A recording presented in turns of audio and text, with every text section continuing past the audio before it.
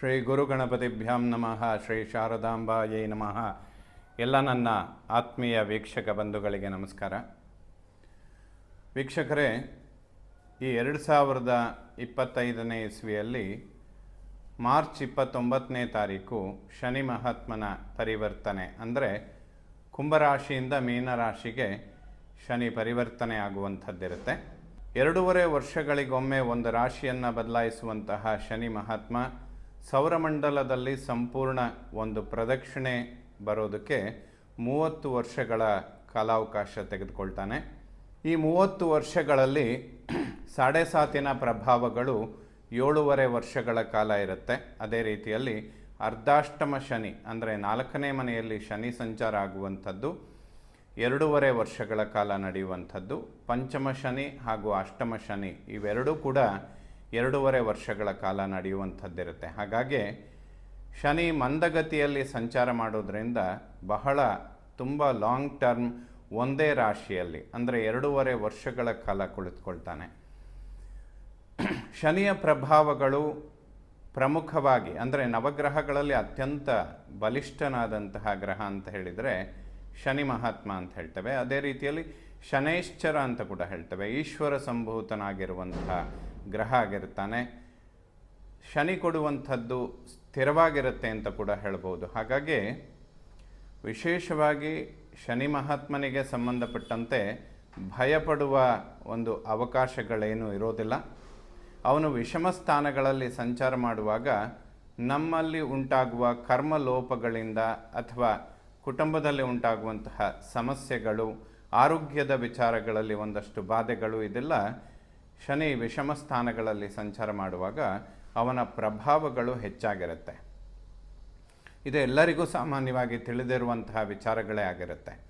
ಕೆಲವೊಂದಿಷ್ಟು ರಾಶಿಗಳಿಗೆ ಶನಿ ಪ್ರಭಾವ ವಿಪರೀತವಾಗಿದ್ದಾಗ ಪರಿಹಾರಗಳನ್ನು ಸೂಕ್ಷ್ಮತೆಯಲ್ಲಿ ಮಾಡಿಕೊಳ್ಳುವಂಥದ್ದು ಖಂಡಿತ ಶುಭವಾಗುತ್ತೆ. ಎಲ್ಲ ನವಗ್ರಹಗಳಲ್ಲಿಯೂ ಕೂಡ ಶನಿ ಪರಿವರ್ತನೆ ಅನ್ನುವಂಥದ್ದು ಹಾಗೆ ಗುರುವಿನ ಒಂದು ಪರಿವರ್ತನೆ ಅತ್ಯಂತ ಪ್ರಮುಖವಾಗಿರುತ್ತೆ. ಈ 2 ಗ್ರಹಗಳ ವಿಚಾರಗಳ ಮೇಲೆ ಬಹಳಷ್ಟು ಯೋಗಗಳು ಡಿಪೆಂಡ್ ಆಗಿರುತ್ತೆ ವೀಕ್ಷಕರೇ. ಇದನ್ನು ಅತಿ ಸೂಕ್ಷ್ಮವಾಗಿ ಗಮನಿಸಿಕೊಳ್ಳುವಂಥದ್ದು ಅತ್ಯಂತ ಅವಶ್ಯಕವಾಗುತ್ತೆ. ಈಶ್ವರ ಸಂಭೂತನಾಗಿ ಶನಿ ಮಹಾತ್ಮನ ಒಂದು ಸಂಚಾರ ವಿಷಮ ಸ್ಥಾನಗಳಲ್ಲಿ, ಅಂದರೆ 7.5 ರೂಪದಲ್ಲಿ ಆಗುವಾಗ ಅದಕ್ಕೆ ಪರಿಹಾರಗಳ ಅವಶ್ಯಕತೆಗಳು ಕೂಡ ಇರುತ್ತೆ. ಅದನ್ನು ಮಾಡಿಕೊಳ್ಳುವಂಥದ್ದು ಸೂಕ್ತ. ಸೊ 2.5 ವರ್ಷದಲ್ಲಿ ಉಂಟಾಗುವ ಪರಿವರ್ತನೆಯಲ್ಲಿ ಈ ವರ್ಷ ಮಾರ್ಚ್ 29ನೇ ತಾರೀಕು ಶನಿ ಮಹಾತ್ಮ ಕುಂಭರಾಶಿ ತನ್ನ ಸ್ವಕ್ಷೇತ್ರದಿಂದ ಮೀನರಾಶಿಗೆ ಬರ್ತಾನೆ. ಸೊ ಈ ಒಂದು ಪರಿವರ್ತನೆಯಿಂದ 12 ರಾಶಿಗಳ ಮೇಲೆ ಯಾವ ರೀತಿಯ ಶನಿ ಪ್ರಭಾವಗಳು ಉಂಟಾಗುತ್ತೆ, ಅದಕ್ಕೆ ಯಾವ ರೀತಿಯ ಪರಿಹಾರಗಳನ್ನು ಮಾಡಿಕೊಳ್ಳಬೇಕು, ಯಾವ ಸಮಸ್ಯೆಗಳಿಗೆ ಇದು ಕಾರಣವಾಗುತ್ತೆ, ಅಥವಾ ಏನು ಒಳ್ಳೆಯದನ್ನು ಮಾಡ್ತಾನೆ ಶನಿ, ಇದೆಲ್ಲದನ್ನು ಕೂಡ ಸಮಗ್ರವಾಗಿ ತಿಳ್ಕೊಳ್ಳುವಂತಹ ಒಂದು ಪ್ರಯತ್ನವನ್ನು ಮಾಡೋಣ ವೀಕ್ಷಕರೇ. 2025 ಮಾರ್ಚ್ 29ನೇ ತಾರೀಕು, ಅಂದರೆ ಯುಗಾದಿಯ ಅಮಾವಾಸ್ಯೆ ಶನಿವಾರದ ದಿವಸ ಉತ್ತರಾಭಾದ್ರ ನಕ್ಷತ್ರ, ಅಂದರೆ ಶನಿ ನಕ್ಷತ್ರದಲ್ಲೇ ಶನಿಯ ಪರಿವರ್ತನೆ ಆಗುವಂಥದ್ದು ಒಂದು ಬಹಳ ವಿಶೇಷವಾಗಿರುತ್ತೆ. ಎಲ್ಲವೂ ಕೂಡ ಶನಿ ಮಹಾತ್ಮನಿಗೆ ಸಂಬಂಧಪಡುವಂತಹ ವಿಚಾರಗಳೇ ಆಗಿರುತ್ತೆ ಆ ದಿವಸದಲ್ಲಿ.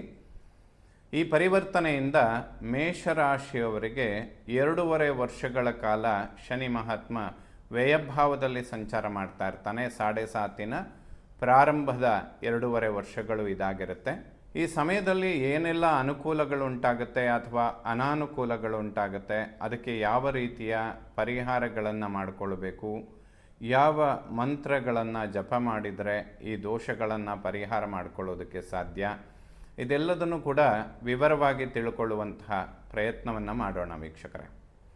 ಮೇಷರಾಶಿಯವರಿಗೆ ಕರ್ಮಾಧಿಪತಿ ಮತ್ತು ಲಾಭಾಧಿಪತಿಯಾದಂತಹ ಶನಿ ವ್ಯಯಭಾವದಲ್ಲಿ ಇರ್ತಾನೆ. ವ್ಯಯ ಅಂದರೆ ಕಳ್ಕೊಳ್ಳುವಂತಹ ಸ್ಥಾನ, ಹೌಸ್ ಆಫ್ ಲಾಸ್ ಅಂತ ಹೇಳುತ್ತೆ. ಸೊ ವ್ಯಯಭಾವದಲ್ಲಿ ಶನಿ ಸಂಚಾರ ಆಗುವಾಗ ಅವನು ಕರ್ಮಾಧಿಕಾರಿಯಾಗಿರೋದ್ರಿಂದ ಉದ್ಯೋಗದ ವಿಚಾರಗಳಿಗೆ ನೇರವಾಗಿ ಸಂಬಂಧಪಡ್ತಾನೆ. 7.5 ಪ್ರಾರಂಭದಲ್ಲಿ ಮೇಷರಾಶಿಯವರು ಉದ್ಯೋಗದ ಪರಿವರ್ತನೆಗಳನ್ನು ಮಾಡಿಕೊಳ್ಳುವಂಥದ್ದು ಅಷ್ಟು ಸೂಕ್ತ ಆಗಿರುವುದಿಲ್ಲ. ಕನಿಷ್ಠ ಪಕ್ಷ ಒಂದು 2.5-3 ವರ್ಷಗಳ ಕಾಲ ಮೇಷರಾಶಿಯವರು ಉದ್ಯೋಗದಲ್ಲಿ ಒಂದು ಸ್ಥಿರತೆಗಳನ್ನು ಕಾಪಾಡಿಕೊಳ್ಳುವಂತಹ ಅನಿವಾರ್ಯತೆ ಇರುತ್ತೆ. ಯಾಕೆಂದರೆ ಈ ಸಮಯದಲ್ಲಿ ಎಷ್ಟೇ ಪ್ರಯತ್ನಗಳನ್ನು ಮಾಡಿದರೂ ಕೂಡ, ಅಂದರೆ ಉದ್ಯೋಗದಲ್ಲಿ ಎಷ್ಟೇ ಪರಿಶ್ರಮದಿಂದ ಕೆಲಸ ಮಾಡಿದರೂ ಕೂಡ ಲಾಭದ ಅಂಶಗಳು ಕಡಿಮೆ ಇರುತ್ತೆ, ಅಥವಾ ಪ್ರಮೋಷನ್ಗಳಾಗುವಂಥದ್ದು, ಬಡ್ತಿ ಇಂಥದ್ದಕ್ಕೆಲ್ಲ ಸ್ವಲ್ಪ ಹಿನ್ನಡೆಗಳು, ಪದೇ ಪದೇ ಅದು ನಿಧಾನ ಆಗುವಂಥದ್ದು ಅಥವಾ ಮಂದಗತಿಯಲ್ಲಿ ಸಾಗುವಂತಹ ಸಮಸ್ಯೆಗಳು ಮೇಷರಾಶಿಯವರಿಗೆ ಸಂಭವಿಸುತ್ತೆ. ಪರಿಶ್ರಮ ಅನ್ನೋದಕ್ಕೆ ತಕ್ಕಂತೆ ಲಾಭ ಸಿಗೋದಿಲ್ಲ ಅಂತ ಹೇಳುತ್ತೆ. ಅದೇ ರೀತಿಯಲ್ಲಿ ಸ್ವಂತ ವ್ಯವಹಾರ, ಉದ್ಯೋಗ ಮತ್ತು ಹೂಡಿಕೆ ಮಾಡುವಂಥವರಿಗೂ ಕೂಡ ಸ್ವಲ್ಪ ಮಂದಗತಿಯಲ್ಲಿ ಸಾಗುವಂಥ ವಿಚಾರಗಳೇ ಹೆಚ್ಚಾಗಿರುತ್ತೆ. ಅನಂತರ ವ್ಯಯಭಾವದಲ್ಲಿರುವಂತಹ ಶನಿ ಮಹಾತ್ಮ ಕುಟುಂಬ ವಾಕ್ಸ್ಥಾನವನ್ನು ನೋಡೋದ್ರಿಂದ ವಾಕ್ಯಗಳು ಒಳ್ಳೇದು ಹೇಳಿದರೂ ಕೂಡ ನಿಷ್ಠುರಗಳು ಜಾಸ್ತಿ ಆಗುವಂತಹ ಸಂಭವಗಳು ಹೆಚ್ಚಾಗಿರುತ್ತೆ. ಅನವಶ್ಯಕ ಕುಟುಂಬದಲ್ಲಿ ಕಲಹ, ನಿಷ್ಠುರ ಸಂಬಂಧಗಳ ನಡುವೆ ವೈಮನಸ್ಯಗಳನ್ನು ಉಂಟು ಮಾಡೋದಕ್ಕೆ ಶನಿಯ ಒಂದು ದ್ವಿತೀಯ ಭಾವದ ಮೇಲೆ ಬೀಳುವಂತಹ ದೃಷ್ಟಿ ಪ್ರಧಾನವಾಗಿ ಕಾರಣ ಆಗುತ್ತೆ. ಹಾಗಾಗಿ ಈ ಸಮಸ್ಯೆಗಳಿಗೆ ಪರಿಹಾರಾರ್ಥವಾಗಿ ಸ್ವಲ್ಪ ಮೌನವಾಗಿರುವುದು ಅಥವಾ ವಾಗ್ವಾದಗಳನ್ನು ಅನವಶ್ಯಕವಾಗಿ ಮಾಡಿಕೊಳ್ಳದೇ ಇರೋದು ಉತ್ತಮ. ಏನೇ ಪ್ರಯತ್ನಗಳನ್ನು ಮಾಡಿದರೂ ಕೂಡ ಆ ಒಂದು ವಿಧಿ ಲಿಖಿತ ಅನ್ನುವಂಥದ್ದು ಏನಿರುತ್ತೆ, ಶನಿ ಮಹಾತ್ಮನ ಪ್ರಭಾವಗಳು ಗೊತ್ತಿಲ್ಲದೆ ನಡೆಯುವಂಥದ್ದೇ ಜಾಸ್ತಿ ಇರುತ್ತೆ. ಹಾಗಾಗಿ ಅದಕ್ಕೆ ಪರಿಹಾರಗಳ ಅವಶ್ಯಕತೆಗಳು ಕೂಡ ಹೆಚ್ಚಾಗಿರುತ್ತೆ. ಇದನ್ನು ಮೇಷರಾಶಿಯವರು ಪ್ರಮುಖವಾಗಿ ಗಮನಿಸ್ಕೊಳ್ಬೇಕು. ಅದೇ ರೀತಿಯಲ್ಲಿ ಶನಿಗೆ ಸಂಬಂಧಪಟ್ಟಂತೆ ಆರೋಗ್ಯದ ವಿಚಾರಗಳಲ್ಲಿಯೂ ಕೂಡ ಮೂಳೆಗಳು ಮತ್ತು ನರಗಳಿಗೆ ಸಂಬಂಧಪಡುವಂತಹ ಕಾರಕತ್ವಗಳು ಶನಿಗೆ ಹೆಚ್ಚಾಗಿರೋದ್ರಿಂದ ಸ್ನಾಯುಗಳಲ್ಲಿ ವಾತದ ಪ್ರಕೋಪಗಳು ಜಾಸ್ತಿ ಆಗುವಂಥದ್ದು, ಅಂದರೆ ಜಾಯಿಂಟ್ ಪೇಯ್ನ್ಗಳು ಬರುವಂಥದ್ದು, ಇಂಥದ್ದಕ್ಕೆಲ್ಲ ಆರೋಗ್ಯದ ಸಮಸ್ಯೆಗಳಿಗೆ ಶನಿ 7.5 ರೂಪದಲ್ಲಿ ಬರುವಾಗ ಪ್ರಮುಖವಾಗಿ ಕಾರಣನಾಗ್ತಾನೆ. ಆದರೆ ಮಾರ್ಚ್ 29ನೇ ತಾರೀಕು ಶನಿ ಪರಿವರ್ತನೆ ಆದರೂ ಕೂಡ ಗುರುಬಲ ಅನ್ನುವಂಥದ್ದು ಮೇಷರಾಶಿಯವರಿಗೆ ಸಂಪೂರ್ಣ ಒಂದು ಬ್ಯಾಲೆನ್ಸನ್ನು ಕೊಡುತ್ತೆ. ಕುಟುಂಬ ಸ್ಥಾನದಲ್ಲೇ ಗುರು ಇರ್ತಾನೆ. ಆಲ್ಮೋಸ್ಟ್ ಮೇ 14ರ ತನಕ ಮೇಷರಾಶಿಯವರಿಗೆ ಗುರುಬಲ ಇರುತ್ತೆ. ಆನಂತರದಲ್ಲಿ ಮಿಥುನ ರಾಶಿಗೆ ಗುರು ಪ್ರವೇಶ ಆದರೂ ಕೂಡ ಈ ಒಂದು 2 ವರ್ಷಗಳ ಕಾಲದಲ್ಲಿ ಗುರುವಿನ ಸಂಚಾರ ಪದೇ ಪದೇ ಕರ್ಕಾಟಕ ರಾಶಿಯನ್ನು ಪ್ರವೇಶ ಮಾಡುವಂಥದ್ದು, ಮತ್ತೆ ಮಿಥುನಕ್ಕೆ ಬರುವಂಥದ್ದು, ಈ ಪರಿವರ್ತನೆಗಳು ಹೆಚ್ಚಾಗಿರುತ್ತೆ. ಈ ಗುರುವಿನ ಪರಿವರ್ತನೆ 7.5ಗೆ ಒಂದು ಉತ್ತಮವಾದಂತಹ ಪರಿಹಾರ ಆಗಿರುತ್ತೆ ಮೇಷರಾಶಿಯವರಿಗೆ. ಹೆಚ್ಚಾಗಿ ಶನಿ ಮತ್ತು ಗುರುವಿನ ಆರಾಧನೆ ಮಾಡುವಂಥದ್ದು ಈ 7.5 ಸಮಯದಲ್ಲಿ ಬರುವಂತಹ ಸಮಸ್ಯೆಗಳಿಗೆ ಹೆಚ್ಚಿನದಾಗಿ ಪರಿಹಾರ ಸಿಗುತ್ತೆ ಅಂತ ಕೂಡ ಹೇಳ್ಬೋದು. ಹಾಗಾಗಿ ಈಶ್ವರನ ಆರಾಧನೆ, ಆಂಜನೇಯನ ಆರಾಧನೆ ಮಾಡುವಂಥದ್ದು, ರಾಮನ ಆರಾಧನೆ ಮಾಡುವಂಥದ್ದು, ರಾಮತಾರಕ ಜಪ ಮಾಡುವಂಥದ್ದು, ಸುಂದರಕಾಂಡ ಪಾರಾಯಣ ಮಾಡುವಂಥದ್ದು, ಇವೆಲ್ಲ 7.5 ಅತಿ ಉತ್ತಮವಾದಂತಹ ಪರಿಹಾರಗಳಾಗಿರುತ್ತೆ. ಮೂಲತಃ ಮೇಷರಾಶಿಯವರಿಗೆ ಕರ್ಮ, ಉದ್ಯೋಗದ ವಿಚಾರದಲ್ಲಿ ಬರುವಂತಹ ಸಮಸ್ಯೆಗಳಿಗೆ ಅಥವಾ ಲಾಭದಲ್ಲಿ ಉಂಟಾಗುವಂತಹ ಹಿನ್ನಡೆ, ಇಂತಹ ವಿಚಾರಗಳಿಗೆ ಆದಷ್ಟು ಪರಿಹಾರಗಳನ್ನು ಮಾಡಿಕೊಳ್ತಾ ಬರುವಂಥದ್ದು ಸೂಕ್ತ. ಅಥವಾ ಯಾವುದಾದ್ರೂ ಪುಣ್ಯಕ್ಷೇತ್ರದ ದರ್ಶನ ಮಾಡಿದರೂ ಕೂಡ ಈ 7.5 ಪ್ರಭಾವಗಳನ್ನು ಕಡಿಮೆ ಮಾಡಿಕೊಳ್ಳೋದಕ್ಕೆ ಖಂಡಿತ ಸಾಧ್ಯವಾಗುತ್ತೆ. ಸೊ ಮೇಷರಾಶಿಯವರಿಗೆ ವ್ಯಯಭಾವದಲ್ಲಿ ಶನಿ ಸಂಚಾರ ಅಷ್ಟೊಂದೇನು ಸಮಸ್ಯೆಗಳನ್ನು ಸೃಷ್ಟಿ ಮಾಡೋದಿಲ್ಲ ಮೊದಲು 2.5 ವರ್ಷಗಳ ಕಾಲ. ಏಕೆಂದರೆ ಗುರುವಿನ ಸಂಚಾರ ಅದ್ಭುತವಾಗಿರುತ್ತೆ. ಸುಖಸ್ಥಾನದಲ್ಲಿ ಗುರು ಉಚ್ಚನಾಗ್ತಾನೆ, ಗುರುದೃಷ್ಟಿ ಶನಿ ಮೇಲೆ ಬೀಳುವಂಥದ್ದಿರುತ್ತೆ. ಆನಂತರದಲ್ಲಿ ಗುರು ಪಂಚಮ ಭಾವದಲ್ಲಿ ಸಂಚಾರ ಮಾಡ್ತಾನೆ. ಇವೆಲ್ಲದೂ ಕೂಡ ಮೇಷರಾಶಿಯವರಿಗೆ ಶನಿ ಪ್ರಭಾವಗಳನ್ನು ಕಡಿಮೆ ಮಾಡಿ ಆಗುವಂತಹ ಸಮಸ್ಯೆಗಳು ಅಥವಾ ಬರುವಂತಹ ಸಮಸ್ಯೆಗಳಿಗೆ ತಡೆ ಅನ್ನುವಂಥದ್ದನ್ನು ಗುರು ಖಂಡಿತವಾಗಲೂ ಕೊಡ್ತಾನೆ ಅಂತ ಹೇಳ್ಬೋದು.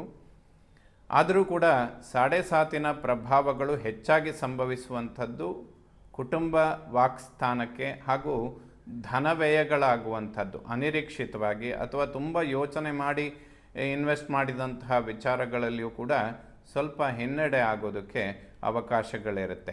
ಈ 2 ವಿಚಾರಗಳನ್ನು ಮೇಷರಾಶಿಯವರು 7.5 ಪ್ರಾರಂಭದಲ್ಲಿ ಹೆಚ್ಚಿನ ಗಮನಗಳನ್ನು ಕೊಡುವಂತಹ ಅವಶ್ಯಕತೆಗಳಿರುತ್ತೆ. ಕರ್ಮ, ಉದ್ಯೋಗ, ಕುಟುಂಬದಲ್ಲಿ ವಾಕ್ಯಗಳು, ವಾಗ್ವಾದಗಳು, ಸಂಬಂಧಗಳಲ್ಲಿ ಅಥವಾ ಸಂಬಂಧಿಕರಲ್ಲಿ ನಿಷ್ಠುರಗಳಾಗುವಂಥದ್ದು, ಅನಿರೀಕ್ಷಿತ ಧನವ್ಯಯಗಳಾಗುವಂಥದ್ದು, ಯಾವುದಾದ್ರೂ ಪ್ರಾಪರ್ಟಿ ಇಂತಹ ವಿಚಾರಗಳಿದ್ದರೆ ಸ್ವಲ್ಪ ವಿಮರ್ಶೆ ಮಾಡುವಂಥದ್ದು ಬಹಳ ಸೂಕ್ತ.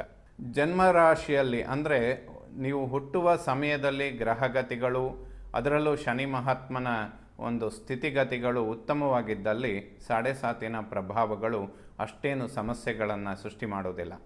ಅಂದರೆ ಮಕರ ಕುಂಭ ಅವನ ಸ್ವಕ್ಷೇತ್ರ, ಉಚ್ಚಕ್ಷೇತ್ರ, ಮೂಲ ತ್ರಿಕೋಣ ಅಥವಾ ಮಿತ್ರಕ್ಷೇತ್ರಗಳಲ್ಲಿ ಶನಿ ಸಂಚಾರ ಆಗ್ತಾ ಇದ್ದರೆ, ದಶಾಭುಕ್ತಿಗಳು ಅದಕ್ಕೆ ಪೂರಕವಾಗಿದ್ದರೆ, ಅಂದರೆ ಮೇಷರಾಶಿಗೆ ಯೋಗಕಾರಕರ ದೆಸೆ ನಡೀತಾ ಇದ್ದರೆ ಶನಿ ಪ್ರಭಾವಗಳು ಬಹಳ ಕಡಿಮೆ ಇರುತ್ತೆ.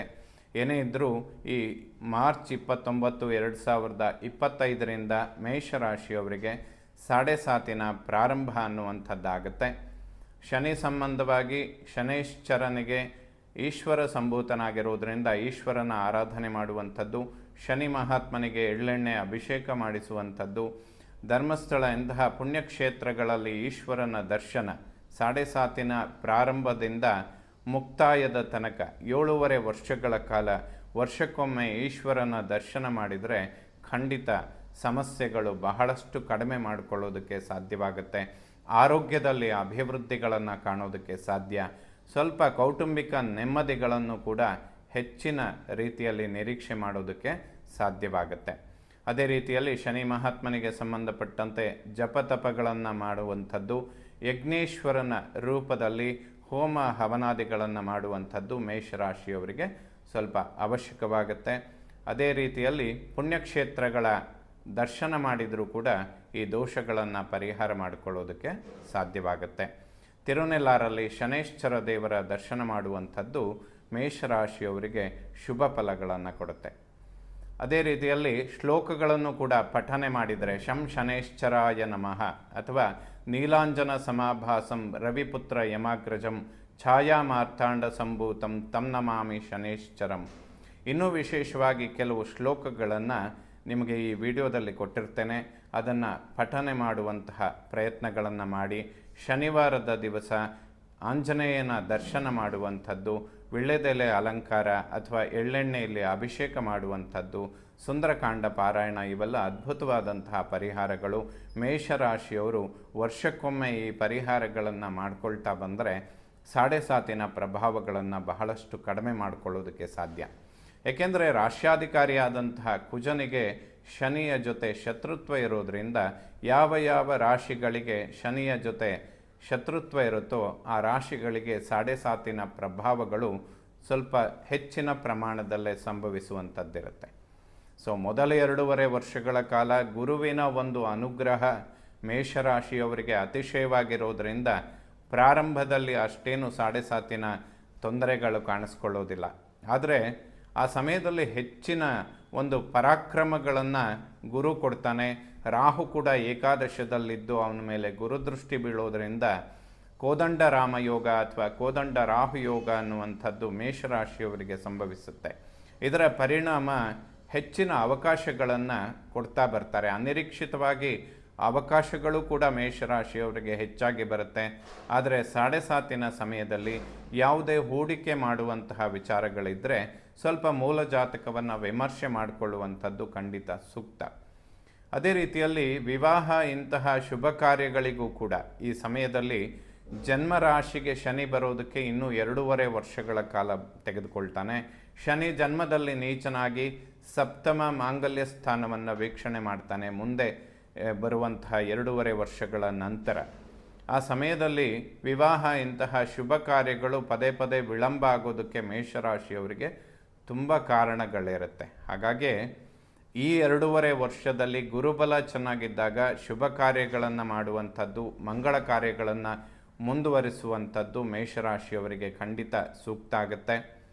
ಆಲ್ಮೋಸ್ಟ್ ಈ 2025ರಲ್ಲಿ ಅಕ್ಟೋಬರಿಂದ ಡಿಸೆಂಬರ್ ತನಕ ಗುರು ಉಚ್ಚಕ್ಷೇತ್ರಕ್ಕೆ ಹೋಗಿ ಮತ್ತೆ ಮಿಥುನಕ್ಕೆ ವಾಪಸ್ ಬರ್ತಾನೆ. ಸೊ ಈ ಸಮಯಗಳಲ್ಲಿ ವಿವಾಹ ಇಂತಹ ಶುಭ ಕಾರ್ಯಗಳಿಗೆ ಖಂಡಿತ ಶುಭವಾಗುತ್ತೆ. 7.5 ಪ್ರಾರಂಭ ಮೇಷರಾಶಿಯವರಿಗೆ ಅಷ್ಟೇನು ಸಮಸ್ಯೆಗಳನ್ನು ಉಂಟು ಮಾಡೋದಿಲ್ಲ. ಯಾಕೆಂದರೆ ಗುರುವಿನ ಒಂದು ಪ್ರಭಾವ ಅದಕ್ಕೆ ಒಂದು ಪರಿಹಾರ ಕೊಡುವ ಸ್ಥಿತಿಯಲ್ಲಿ ಖಂಡಿತವಾಗ್ಲೂ ಇರುತ್ತೆ. ಆದರೂ ಕೂಡ ಜನ್ಮ ಸಮಯದಲ್ಲಿ ಶನಿ ಯಾವುದಾದ್ರೂ ನೀಚ ಕ್ಷೇತ್ರದಲ್ಲಿ ಅಥವಾ ಅಷ್ಟಮ ವ್ಯಯಭಾವದಲ್ಲಿ ಇರುವಂಥವರು, ಅಂದರೆ ಮೇಷರಾಶಿಯವರಿಗೆ ಹುಟ್ಟುವ ಸಮಯದಲ್ಲಿ ಶನಿ ಎಲ್ಲಾದರೂ ವಿಷಮ ಸ್ಥಾನಗಳಲ್ಲಿದ್ದರೆ ಈ ಹೇಳಿದಂತಹ ಪರಿಹಾರಗಳನ್ನು ಮಾಡಿಕೊಳ್ಳುವಂಥದ್ದು ಸೂಕ್ತ. ಅದಕ್ಕೆ ಯಾವಾಗಲೂ ಜ್ಯೋತಿಷ ಅಂತ ಹೇಳಿದರೆ ಬೆಳಕನ್ನು ತೋರಿಸುವಂಥದ್ದು ಅಂತ. ಮೇಷರಾಶಿಯವರು ಇನ್ನು 7.5 ವರ್ಷಗಳ ಕಾಲ 7.5 ಮುಕ್ತಾಯ ಆಗುವ ತನಕ ಯಾವುದೇ ಮಹತ್ತರವಾದ ವಿಚಾರಗಳಿದ್ದರೆ ಅದನ್ನು ಮೂಲ ಜಾತಕವನ್ನು ಒಮ್ಮೆ ವಿಮರ್ಶೆ ಮಾಡಿ ತೀರ್ಮಾನಗಳನ್ನು ತೆಗೆದುಕೊಂಡ್ರೆ ಖಂಡಿತವಾಗಲೂ ಶುಭವಾಗುತ್ತೆ. ಯಾವುದೇ ಸಮಸ್ಯೆಗಳಿದ್ದರೂ ಕೂಡ ಪರಿಹಾರ ಮಾಡಿಕೊಳ್ಳೋದಕ್ಕೆ ಖಂಡಿತ ಸಾಧ್ಯವಾಗುತ್ತೆ. ಸೊ ಮೇಷರಾಶಿಯವರು 7.5 ಪ್ರಭಾವಗಳನ್ನು ಕಡಿಮೆ ಮಾಡಿಕೊಳ್ಳೋದಕ್ಕೆ, ಅಭಿವೃದ್ಧಿಗಳನ್ನು ಹೆಚ್ಚಿಸಿಕೊಳ್ಳೋದಕ್ಕೆ, ಪುಣ್ಯಕ್ಷೇತ್ರಗಳ ದರ್ಶನ ಮಾಡುವಂಥದ್ದು ಖಂಡಿತ ಶುಭವಾಗುತ್ತೆ. ಅದೇ ರೀತಿಯಲ್ಲಿ ಕೆಲವೊಂದಿಷ್ಟು ಶ್ಲೋಕಗಳನ್ನು ಕೂಡ ನಾವು ಈ ವಿಡಿಯೋದಲ್ಲಿ ಕೊಟ್ಟಿರ್ತೇವೆ. ಅದನ್ನು ಪಠನೆ ಮಾಡಿದರೆ ಆ ದೋಷಗಳನ್ನು ಪರಿಹಾರ ಮಾಡಿಕೊಳ್ಳೋದಕ್ಕೆ ಖಂಡಿತ ಸಾಧ್ಯವಾಗುತ್ತೆ. ಉದ್ಯೋಗದಲ್ಲಿ ಒಂದು ಸ್ಥಿರತೆಯನ್ನು ಕಾಪಾಡಿಕೊಳ್ಳಿ. ಪದೇ ಪದೇ ಉದ್ಯೋಗದ ಪರಿವರ್ತನೆಗಳನ್ನು ಮಾಡಿಕೊಳ್ಳದೆ ಇರೋದು ಉತ್ತಮ. ಕುಟುಂಬದಲ್ಲಿ ವಾಗ್ವಾದಗಳಿಗೆ ಹೋಗದೇ ಇರೋದು ಖಂಡಿತ ಸೂಕ್ತ. ಅನವಶ್ಯಕ ಕೌಟುಂಬಿಕ ಜೀವನದಲ್ಲಿ ಸಮಸ್ಯೆಗಳು ಉಂಟಾಗುವಂಥದ್ದು, ವೈಮನಸ್ಯಗಳು, ಬಂಧು ಮಿತ್ರರಲ್ಲಿ ವೈಮನಸ್ಯಗಳು ಉಂಟಾಗೋದು, ಇದೆಲ್ಲ ಶನಿ ಪ್ರಭಾವಗಳು ಹೆಚ್ಚಾಗಿರೋದ್ರಿಂದ ಸಂಭವಿಸುವಂಥದ್ದಿರುತ್ತೆ. ಹಾಗೆ ಅನಿರೀಕ್ಷಿತವಾಗಿ ಧನವ್ಯಯಗಳಾಗುವಂತಹ ಸಂದರ್ಭಗಳು, ಯಾರಿಗಾದರೂ ಹಣಕಾಸಿನ ಸಹಾಯಗಳನ್ನು ಮಾಡುವಂಥದ್ದಿದ್ದರೂ ಕೂಡ ಬಹಳ ವಿಮರ್ಶೆ ಮಾಡಿ ಮಾಡುವಂಥದ್ದು ಸೂಕ್ತ. ಏಕೆಂದರೆ ಶನಿ ದೃಷ್ಟಿ ಧನಸ್ಥಾನದ ಮೇಲೂ ಬೀಳ್ತಾ ಇರುತ್ತೆ. ಅದೇ ರೀತಿಯಲ್ಲಿ ಷಷ್ಠ ಭಾವದ ಮೇಲೂ ಕೂಡ ಶನಿ ದೃಷ್ಟಿ ಅನ್ನುವಂಥದ್ದು ಬೀಳುತ್ತೆ. ಅನವಶ್ಯಕವಾಗಿ ಸಹಾಯ ಮಾಡುವಂತಹ ಪರಿಸ್ಥಿತಿಗಳಿಗೆ ಹೋದರೆ ಅದು ನಿಷ್ಠುರಗಳನ್ನು ತಂದುಕೊಡೋದಕ್ಕೆ ಕಾರಣಗಳಿರುತ್ತೆ.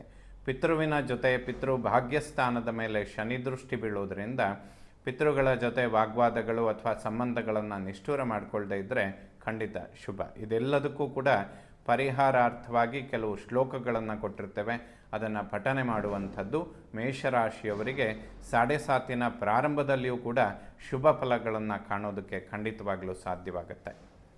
ಸೊ ಶನಿ ಪರಿವರ್ತನೆ ಮೇಷರಾಶಿಯವರಿಗೆ ಶುಭ ಫಲಗಳನ್ನು ಕೊಡುವಂಥದ್ದಾಗಲಿ, ಯಾವುದೇ ಸಮಸ್ಯೆಗಳು ಬರುವಂಥದ್ದಿದ್ದರೂ ಕೂಡ ಅದು ಸಣ್ಣದರಲ್ಲೇ ಪರಿಹಾರ ಆಗುವಂಥದ್ದಾಗಲಿ, ಶ್ರೀ ಶಾರದಾ ಪರಮೇಶ್ವರಿಯ ಅನುಗ್ರಹ ಎಲ್ಲ ನನ್ನ ವೀಕ್ಷಕ ಬಂಧುಗಳ ಮೇಲಿರಲಿ.